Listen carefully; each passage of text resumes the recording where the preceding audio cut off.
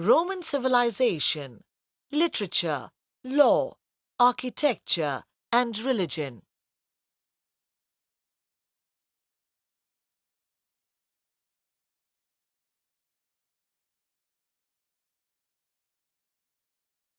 Roman literature was influenced by Greek scholars.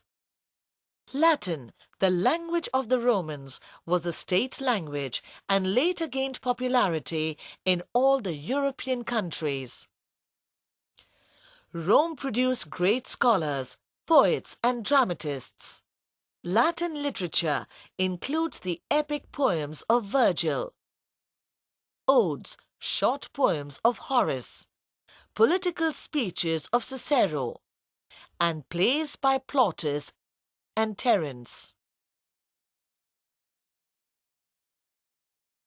The Romans had also perfected the art of painting murals, that is, large pictures covering entire walls. These murals depicted scenes from mythology as well as from everyday life. The Romans were great administrators and framed laws based on customs and traditions. In the beginning, the laws were unjust for the poor plebeians, but were later changed to suit the needs of one and all.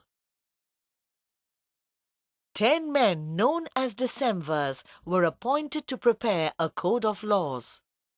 The laws were inscribed on 12 tablets of bronze and hung in marketplaces so that everyone could read and follow them. The Roman Emperor Justinian collected and arranged all the laws of Rome into a code. The laws were thus known as the Justinian Code. The Roman system of laws was very elaborate. It was based on certain principles. The first one being that all free men have equal rights. The second principle was that no one could be punished without a proper and fair trial in a court of law. The third principle stated that all persons were equal before the law, whether a patrician or a plebeian, rich or poor.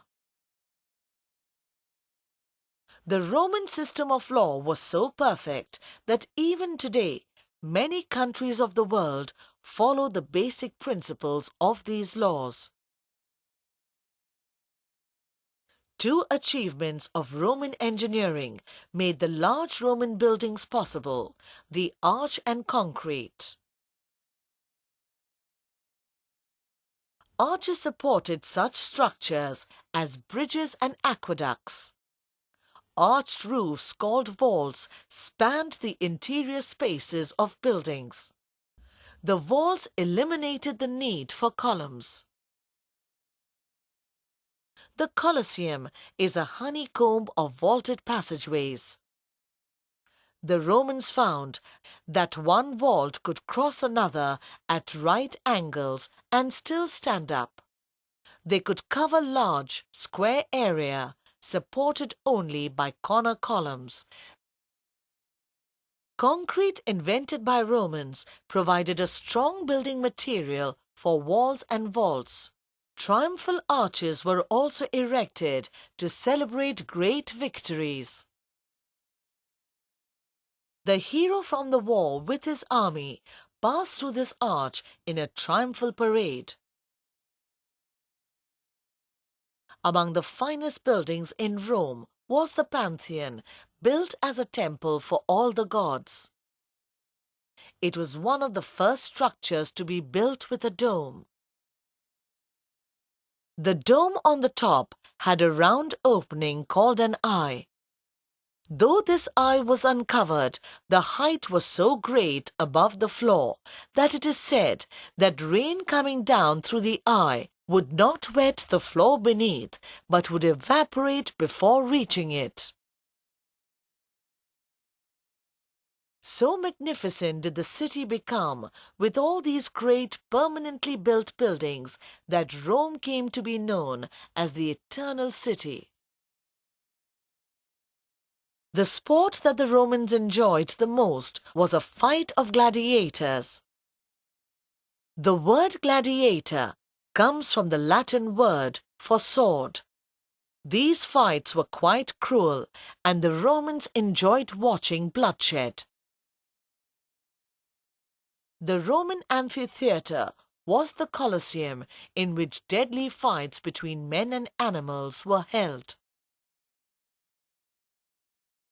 There was a public square in Rome called the Forum.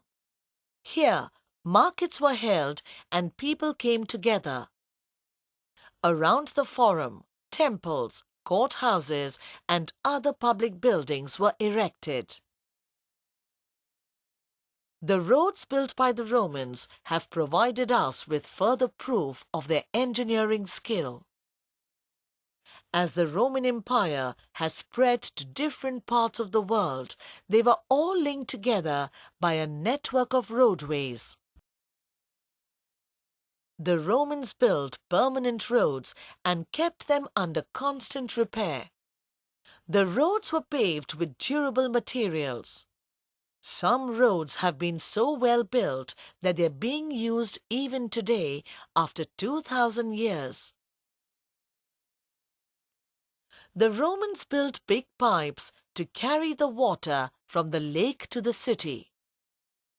These pipes were not made of iron or clay, as they are today, but of stone and concrete.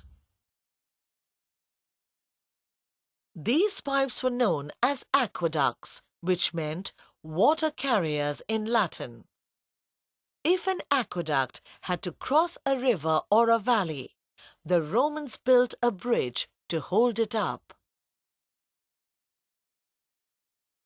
The first Roman aqueduct was built in 312 BC, when the pump had not been invented, which could raise water to heights.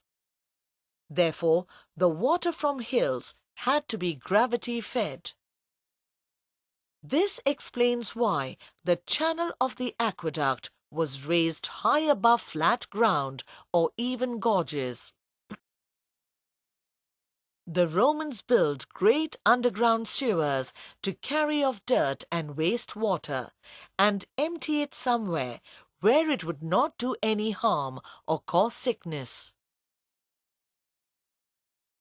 Nowadays, every large city has aqueducts and sewers, and we take them for granted. However, the Romans were the first to build them on a large scale. Romans believed in many gods and goddesses like Jupiter, Mars, Neptune, Diana and Minerva. They built temples in their honor and believed in hero worship. Jesus Christ was born in Palestine, a province of the Roman Empire. Later, Constantine embraced Christianity and made it the state religion of the Roman Empire. St. Peter's Church in Rome, St. Sophia at Constantinople, and many churches in Jerusalem are unique structures. The Roman civilization stands out in history as one of the most significant ones to have been born in the world. Like all other civilizations, it came to an end, but not before leaving an indelible mark on generations to come.